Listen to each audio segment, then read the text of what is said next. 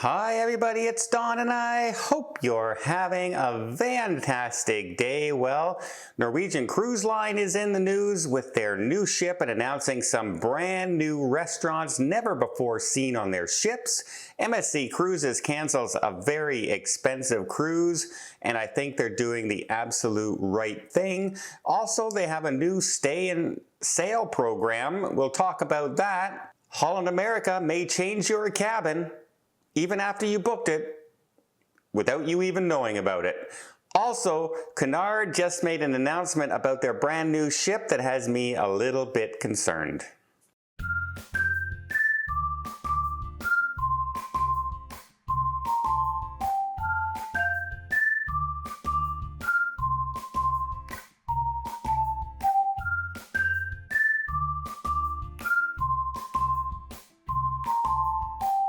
So starting this summer, MSC Cruises is starting a stay and cruise program, which you can either do before or extend afterwards. A hotel stay in very popular cities. For instance, the places they're going to offer it are going to be Athens, Venice, Rome, Miami, and New York. So they're going to offering a little bit discounted prices, and you can combine them into your stay and make it a longer vacation. So say your 7-night cruise can turn into a 10-night stay if you wish. Now, the type of accommodations you're going to be, well, for instance, in Athens, you'll be staying at a 4-star hotel, Athens, Venice, and Rome. In Miami, it'll be a 3-star hotel, and in New York, it'll be considered a 4-star hotel. Now, I know a lot of people immediately go, 3-star hotel in Miami, what's that like? Well, that tends to be, your Garden Inns, your Holiday Inn Expresses, those kind of things, not the Four Seasons or something along those lines.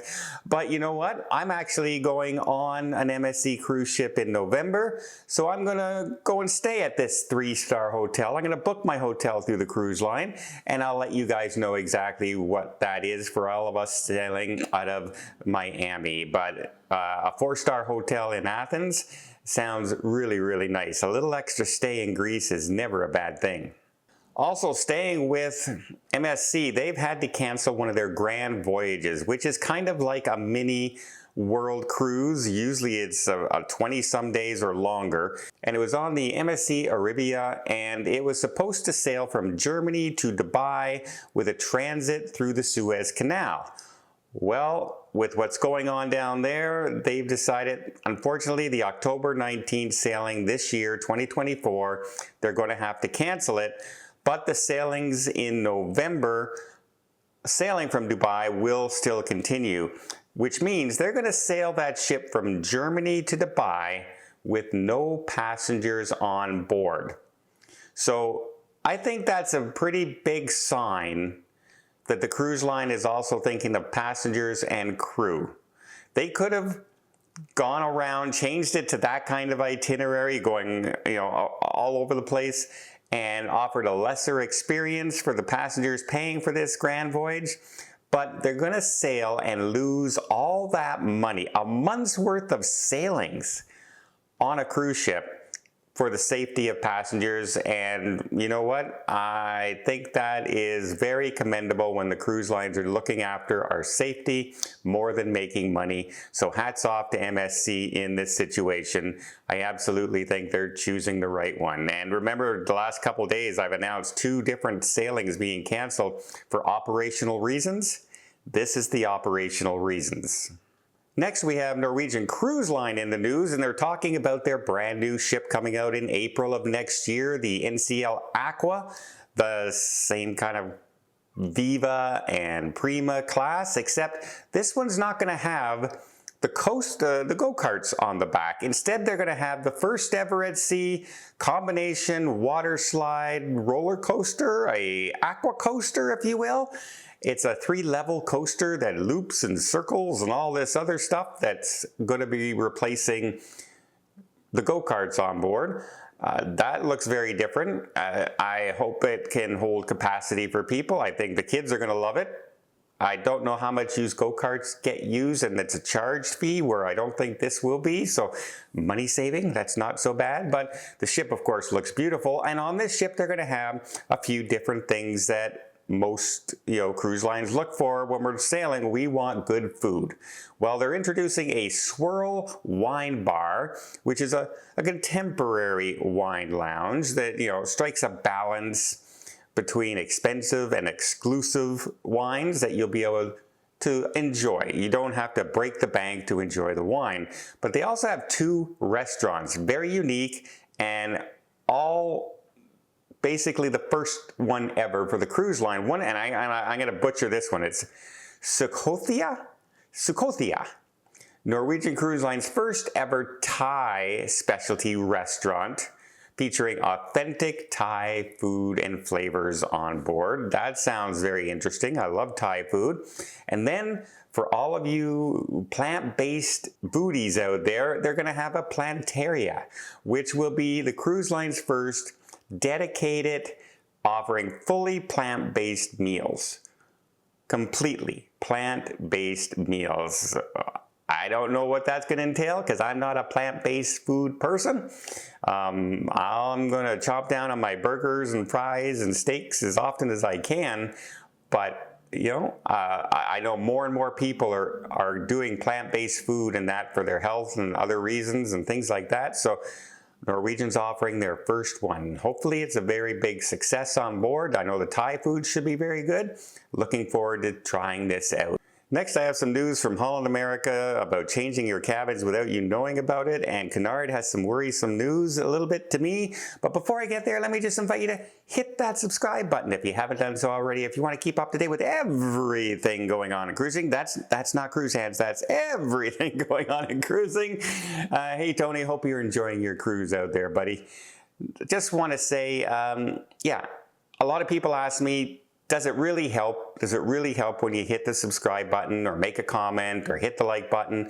And it absolutely does. It triggers the algorithm with YouTube to say that people like cruising videos, and it shares it out to more people. It doesn't do anything other than that. It doesn't write down your email address or anything like that. It just shares it to more people, and that really does help the channel grow, and I really do appreciate it. And I hope you'll join us here on the channel by hitting that subscribe button and maybe leave a comment down below. So Cunard just announced that their sailing of the Queen Anne, they had a test sailing scheduled before the official launch. Well, they've now canceled that test sailing, saying that they've looked over their schedule and there's some things to tweak and do, and so they are unfortunately going to have to cancel the test sailing to be ready in time for their inaugural sailing. Now, the test sailing was scheduled to do just under 5 days before the inaugural sailing launch. And it worries me when the cruise lines don't do these test sailings to get the crew up and running and organized and getting everything done, especially on a brand new design of a new ship, etc. It can take some time to get everything up and running, not to mention what's not ready on the cruise ship. So when they announced this sailing, that they're saying, oh, we can't do the test sailing because we need some more time for stuff, it makes me wonder just what might not be ready on the cruise ship. But I know the ship will be beautiful. I know Cunard fans are really excited to see it, and hopefully everything's ready when you get there. Just a little bit of a worrisome announcement.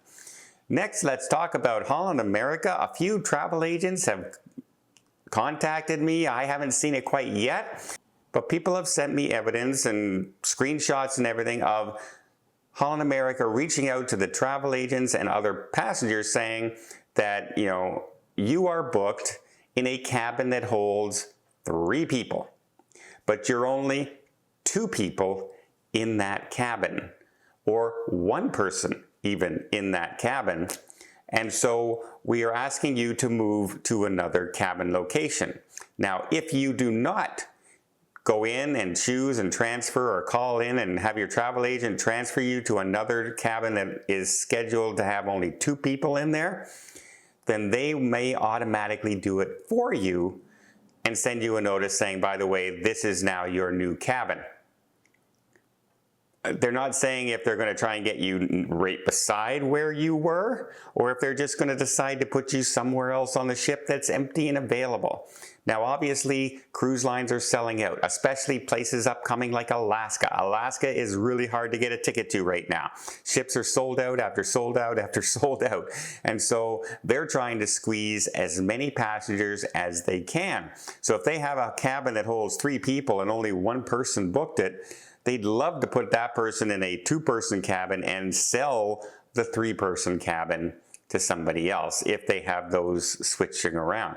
And apparently that's exactly what they're doing, and I wonder how many other cruise lines are going to start doing that as well.